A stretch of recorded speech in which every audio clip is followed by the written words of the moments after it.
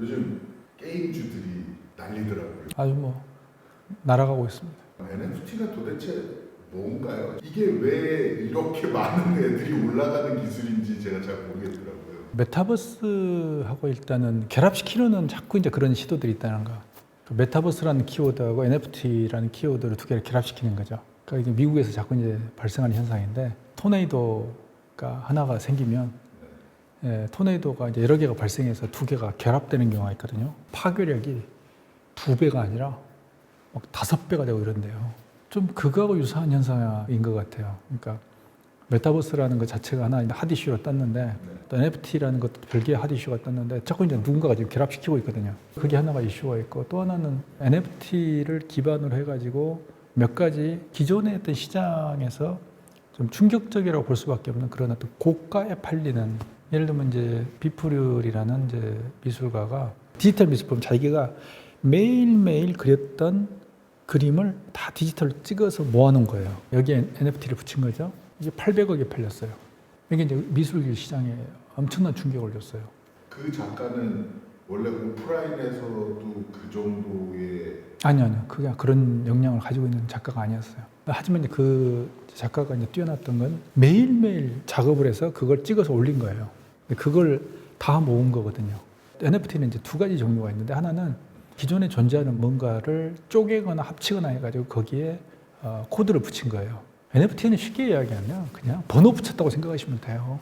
지금은 그러니까 여기 보면 책상들이 다 그냥 뭐 똑같잖아요. 여기 번호 쭉 붙이는 거예요. 너 1번, 2번, 3번. 그러면 다 달라요. 그럼 다르다고 우리가 간주하는 거예요. 과거에는 똑같은 책상이었는데 그냥 책상이라고 붙이지 말고 1번, 2번, 3번 하고 붙이는 순간 너는 1번이 되고 너는 3번이 되고 그럼 1번과 3번은 뭐냐면 나는 달라요. 나는 유일하게 1번밖에 없어. 이렇게 되는 거예요. 그게 하나고 또 하나는 뭐냐면 무형으로 존재했던 것에 가치를 부여하는 거예요. 예를 들면 제가 PD님을 찍어가지고 그걸 NFT를 붙이면 경매에 올릴 수 있어요. 시장에 내놓을 수 있어요. 그러니까 과거에는 특히 디지털 같은 경우 뭐냐면 복사 가능성이 있어요. 이게 집 가치를 떨어뜨리는 거예요. 무한대 복사가 가능해요. 예를 들면 100억 개도 만들 수 있어요. 카피해가지고 그냥 쭉 해버리면 그게 아날로그하고 다른 점이거든요.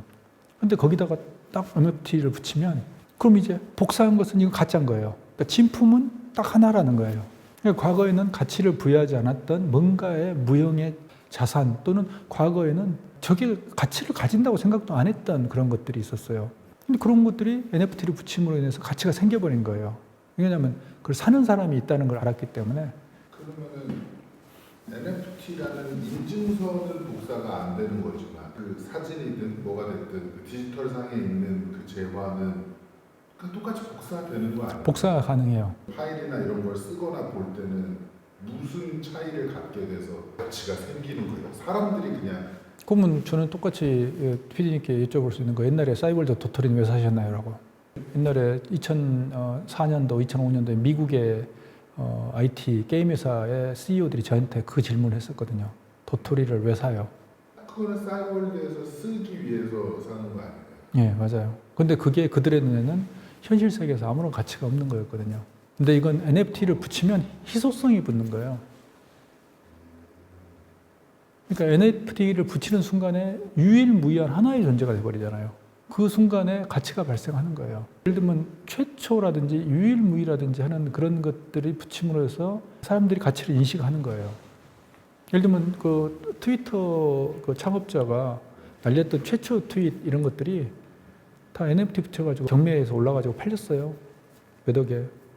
예를 들면 BTS의 누구의 유일무이한 사진 하나. 일상적인 예를 들어서 편안하게 쉬고 있는 그 사진인데 하나예요. 하나. 세상에서. NFT 개념이 들어간다는 것은 그 파일을 가지고 자기가 소유했을 때 막 복사해가지고 나눠주고 이런 개념은 아니에요. 그 바로 희귀성이에요. 희소성이에요. 그게 하나의 축이고 그러니까 과거에는 가치가 없었다고 생각되는 많은 것들을 전부 NFT를 붙임으로 인해서 시장에 내놓을 수 있다는 거예요. 그게 뭐하고 상당히 비슷하다고 느끼냐면요. 탄소 배출권 매매예요. 그거하고도 대단히 유사한 개념이에요. 탄소 배출권이라는 개념을 옛날에는 자기 회사만이 배출하고 안 하고 억제한다고 생각했는데 그걸 예를 들어서 자기가 굳이 예를 들면 탄소 배출권을 사가지고 그걸 삼으로 인해서 자기는 더 많이 배출할 수 있고 또는 자기가 덜 배출한 것들은 다른 사람에게 팔 수 있고 이런 개념하고 저는 상당히 유사하다고 느끼거든요. 그리고 또 우리가 이제 NFT 시장에서 또 중요한 게 예를 들어서 그 NFT라는 것은 결국에는 특정의 어떤 제품이나 서비스 같은 경우도 그렇고 뭐 부동산도 이제 그런 건데 하나의 덩어리가 아니고 그 권리들을 쪼개버릴 수도 있어요. 일단 100개로 쪼개면 100개의 NFT를 붙여갖고 거래를 시켜버릴 수도 있다는 거예요. 아, 현물도요? 붙이면 되잖아요. 그러니까 결국에는 부동산이라는 건 뭐예요? 권리잖아요. 권리를 추상화시키면 되잖아요. 예를 들면 부동산 100억짜리가 있는데 NFT를 붙여가지고 100개로 쪼개버릴 수 있잖아요. 그럼 각각의 100개의 NFT들이 그냥 부동산에서 돌아다니는 거잖아요. 이렇게 돌아다니면서. 물론 현실적으로는 이게 이제 가능할지의 이슈는 또 있겠지만 원리적으로 따지면요. 100개가 완전히 시장에 들어가가지고 전혀 다른 어떤 구조로 돌아다닐 수도 있어요. 근데 최근에 이제 게임 회사에 또 이제 오르는 NFT하고 개념은 어쨌든 그런 개념을 떠나서 이제 위메이드가 미르포라는 즉 돈 버는 게임 그러니까 플레이 투 언이거든요. 게임을 하면서 뭔가 자원을 광석을 채굴하고 그 광석을 코인으로 바꾸고 코인을 다시 이제 화폐로 바꾸고 이게 가능하다는 하나의 그림을 그러니까 코인 기반의 게임을 보여준 거거든요. 그러면서 새로운 수익 모델 즉 확률형 아이템으로 완전히 딱 이게 퇴로가 막힌 상태에서 그 퇴로를 보여준 거예요. 특히 그리고 글로벌 시장에서 성공할 수 있다는 가능성. 과거에는 글로벌 시장에서 그런 모델이 과연 될까? 몇 가지가 있는데 엑스 인피니티라든지 처음에 이제 크립토 키티라는 게임이 있었어요. 고양이를 이제 교배시켜 가지고 나오면 거기에 NFT를 붙여 가지고 그것 하나의 고양이인 거예요. 게임 내에서. 그게 이제 매매가 됐거든요. 그렇게 이제 거래하고 이런 구조로 가졌었는데 이런 것들이 그냥 해외에서는 좀 되나 봐. 근데 우리는 좀 저게 될까? 안 될까 했는데 위메이드가 그걸 미르포를 통해서 미래의 전설 포를 통해서 해외 시장에서 된다는 걸 보여줘 버렸어요. 그게 엄청난 성공을 거뒀거든요. 그러니까 이제 우리나라 게임사들이 앞을 다투 들어가는 거죠.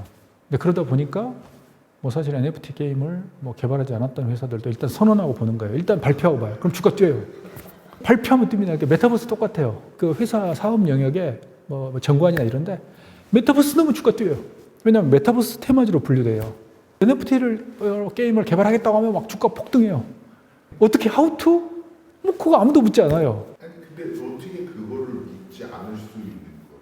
안 묻잖아요. 저희 그 유튜브에 재밌는 댓글이 달렸어요. 메타버스를 우리가 이제 그런 냉정하게 봐야 된다 그러잖아요. 근데 어떤 분이 어쨌든 뭐 투자자 입장에서는 메타버스로 인해서 뭐 주가 뛰면 언론 사가지고 거기서 돈 벌고 이러면 되는 거 아닌가요? 맞잖아요. 그러니까 메타버스가 장기적으로 가는가? NFT가 장기적으로 어떤 산업으로 어떻게 가야 되지라고 하는 것은 어떻게 보면 저 같은 학자만 관심 있는 거고 산업의 미래를 보고 있는 사람이나 관심 있는 거고 당장 투자의 관점에서 보면 어쨌든 메타버스 확 떴어요. 테마주 막 떠요. 막 저는 좀 황당하게 보고 있고 왜 이래? 라고 보고 있는데 막 돈 벌었어요. 그럼 되는 거 아니에요? 근데 어느 순간에 버블이 꺼지면 거꾸라지는 거죠. 그때 이제 뒤에 늦게 진입한 사람들은 엄청난 피해를 입는 거죠. 근데 그건 뭐 제가 어떻게 할 수 있나요? 그리고 적어도 처음에 들어간 사람들은 돈을 벌잖아요. 정말 이건 놀랍게도요. 이건 바다 이야기도 거기 있어요. 똑같은데.